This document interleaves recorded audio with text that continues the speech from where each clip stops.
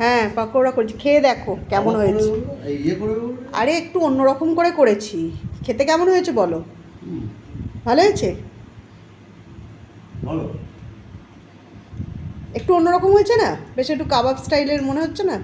একটু বেশ গন্ধটা বেশ ভালো লাগছে।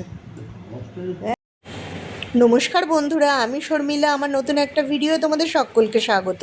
তো দেখো, ফ্রিজে অল্প চিকেন পড়েছিল, তাই ভাবলাম যে চিকেনের কী এমন আইটেম করব যাতে সবাই মিলে একটু করে অন্তত খেতে পারি।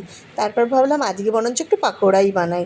তো দেখো, পাকোড়া বানাবো বলে আমি কি মশলা নিয়েছি: হলুদ গুঁড়ো নিয়েছি, নুন নিয়েছি, মরিচের গুঁড়ো নিয়েছি, লঙ্কার গুঁড়ো নিয়েছি, ময়দা নিয়েছিলাম, কর্নফ্লাওয়ার নিয়েছিলাম, তারপর একটু তন্দুরি মশলা নিয়েছিলাম, যেটার জন্য এর টেস্টটাই পুরো পাল্টে দেবে।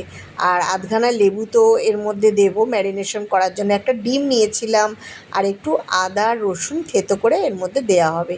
তো দেখো, হলুদ গুঁড়ো, লঙ্কা গুঁড়ো, মরিচ গুঁড়ো, তারপর লেবু, তন্দুরি মশলা, ময়দা, কর্নফ্লাওয়ার সব দিয়ে ভালো করে চিকেনটাকে আমি ম্যারিনেট করে রেখে দেবো।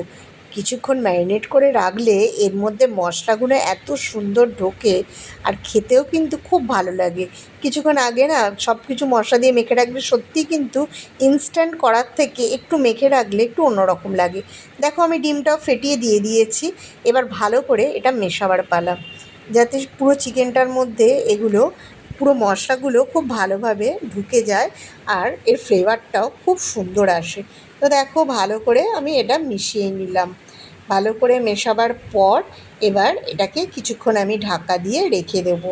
তো দেখো, এটা ভালো করে মাখানো হয়ে গেছে, কিন্তু আমি আদা আর রসুনটা কিন্তু এখনও দিইনি। আমি আদা আর রসুনটা থেতো করে এর মধ্যে দেবো। দেখো, আদাটা একটু থেতো করে দিয়ে দিয়েছিলাম, আর দেখো রসুনটাও আমি একটু থেতো করে এর মধ্যে দিয়ে দিলাম। এইবার এটাকে ভালো করে এটা দিয়েও ভালো করে মাখতে হবে। তো দেখো, সব কিছু মশলা, ডিম, লেবু, তারপর আদা রসুন সব কিছু ভালো করে মেখে কিছুক্ষণ ঢাকা দিয়ে রেখে দিয়েছিলাম। এরবার তোমার গ্যাসের মধ্যে একটু সাদা তেল বসিয়ে ফ্রাই প্যানের মধ্যে একটা একটা করে চিকেনের টুকরোগুলো আমি দিয়ে দিলাম। তো দেখো, এক পিঠটা মোটামুটি বেশ কালারটা কত সুন্দর এসছে, মোটামুটি একদিকটা ভাজা হয়ে গেছে। এবার আমি আর এক দিকটা একটু উল্টে পাল্টে দেবো, যাতে ভালো করে বেশ একটু লালচে ভাব হয়। খুব বেশি একদম কড়া করে ভাজবো না, একটু হালকা নরম রাখবো, তাহলে না ভেতরে একটা সফটনেস থাকে, সেটা বেশ ভালো লাগে। আর বেশি কড়া করে ভাজলে না এরম একটা মানে শক্ত শক্ত খেতে হয়ে যায়। তো দেখো, মোটামুটি আমার পকোড়াগুলো ভাজা কমপ্লিট হয়ে গেছে। এবার হচ্ছে খাবার পালা। তো আমার ভিডিওটা তোমাদের কেমন লাগলো অবশ্যই জানিও কিন্তু।